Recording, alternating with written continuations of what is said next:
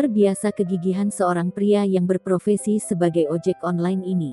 Karena sepeda motornya ditarik oleh leasing, pria asal Tangerang Selatan ini rela mengantar pesanan pelanggan dengan sepeda.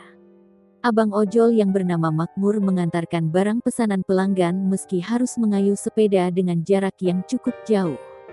Pada Minggu, tanggal 19 September tahun 2021, Pak Makmur mengambil orderannya dengan mengayuh sepeda menempuh jarak sekitar 8 km.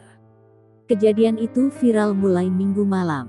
Seperti dalam postingan di akun warga Tangsel. Banyak warganet mengaku terenyuh, bahkan tidak sedikit yang merasa terinspirasi dengan kegigihan abang ojol tersebut. Si pembeli mengaku sangat terinspirasi oleh kegigihan Pak Makmur dalam berjuang menafkahi keluarga. Meski sepeda motor ditarik leasing, namun itu tidak menghentikan usahanya untuk tetap bekerja.